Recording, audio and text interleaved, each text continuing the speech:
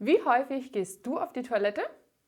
4-mal am Tag, 6-mal am Tag oder jede Stunde? Wusstest du, dass die Harnblase bei einer Frau bis zu 500 Milliliter aufnehmen kann und beim Mann sogar 700? Wenn aber so viel reinpasst, warum müssen manche Menschen die ganze Zeit auf die Toilette? Im Normalfall fühlt sich die Blase ganz langsam.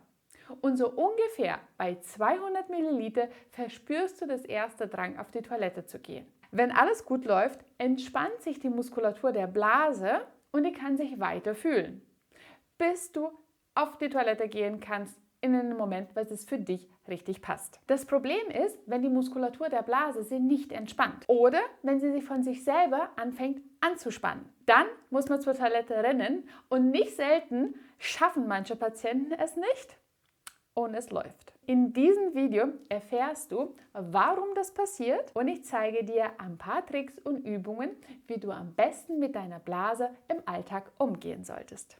Wenn du ein plötzliches und zwingendes Bedürfnis hast, auf die Toilette zu gehen und dieses Bedürfnis sich kaum ausschieben lässt, beziehungsweise gar nicht, dann spricht man von einer überaktiven Blase. Bereits eine kleine Dehnung der Blasenwand, was ja auch ein Muskel ist, sorgt dafür, dass eine Reizung ausgelöst wird und diese Reizung macht es, dass diese Muskulatur sich anspannt und dadurch verspürst du den Drang.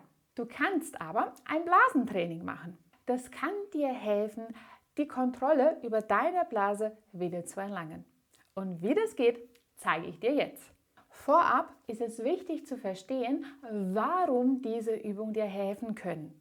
Im Normalfall gibt es einen Reflex zwischen der Beckenbodenmuskulatur und der Blasenwand. Dabei sorgt eine kräftige Anspannung der Beckenbodenmuskulatur für eine Entspannung der Blase.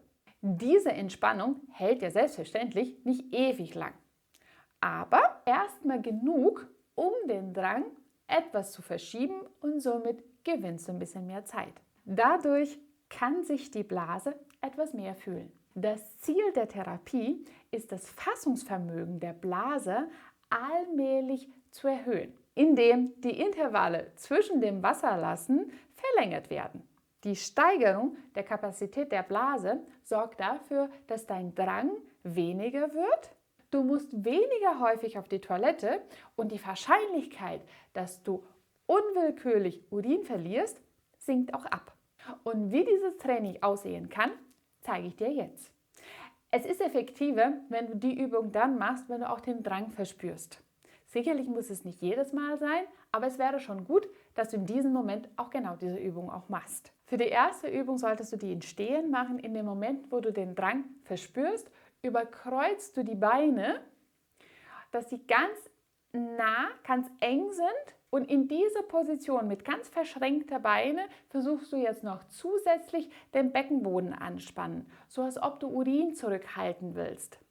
Mache eine kräftige Anspannung, halte dies für so ungefähr 3 Sekunden und lass es dann wieder los.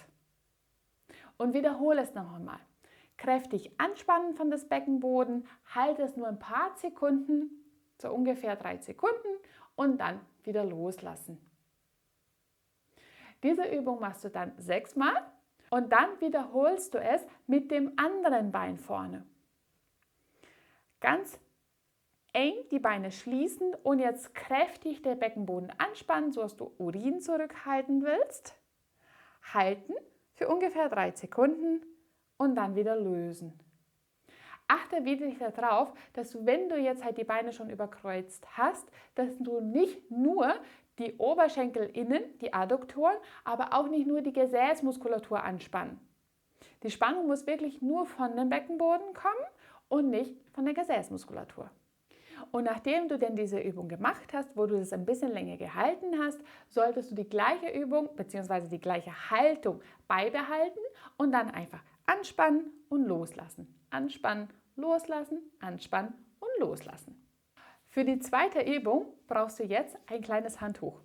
Das sollst du jetzt zusammenrollen und dann platzierst du das auf dem Stuhl und setzt dich mit dem Beckenboden ganz mittig auf das Handtuch drauf. Jetzt ist es wichtig, dass du das Gefühl hast, dass dein Beckenboden gut Kontakt auf das Handtuch hat. Aufrechte Haltung, deine Füße sind gut platziert auf dem Boden, dass dein kompletten Beckenboden auf das Tuch drauf liegt, von der Schambeinknochen bis nach hinten zu dem Steißbein. In dieser Position versuchst du jetzt kräftig den Beckenboden anspannen, so als ob du das nach innen ziehen willst, zu dir hinein. Der Kontakt von deiner Muskulatur auf das Tuch wird weniger werden. Und dann wieder loslassen. Kräftig und stark anspannen, so dass du das Beckenboden nach innen zu dir reinziehst. Spannung kurz halten für so ungefähr 3 Sekunden und dann wieder loslassen. Auch hier solltest du darauf achten, dass du nicht nur das Gesäßmuskel anspannst. Eine Serie mit 12 Wiederholungen sorgt schon dafür, dass die Koordination für die Beckenbodenmuskulatur sich verbessert. Hast du Probleme mit dem Beckenboden? Dann abonniere meinen Kanal. Hier bekommst du wertvolle Tipps für deine Gesundheit und wie du mit einfachen Übungen deine Beschwerden lindern kannst. Und jetzt für die dritte Übung kannst du dir noch einen Ball dazu nehmen. Es ist wichtig aber, dass du die Wahrnehmung der Beckenbodenmuskulatur zuerst mal geübt hast, damit du die Übung auch richtig machen kannst. Du solltest den Ball zwischen die Füßen klemmen und jetzt mit dem Beckenboden darauf sitzen. Und nun Beckenboden schnell anspannen, Spannung halten und hochkommen. Runterkommen, Beckenboden anspannen, Spannung halten und hochkommen. Damit du bei dieser Übung die Wahrnehmung der Muskulatur noch verstärken kannst, kannst du die Übung mit einem Laut noch assoziieren. Das heißt, in dem Moment, wo du hochkommst, sagst du wirklich laut Hopp und dann entspannen wieder runter. Anspannen, Hopp und wieder hoch. Je lauter der Laut ist, desto mehr Anspannung solltest du von dem Beckenboden auch wahrnehmen.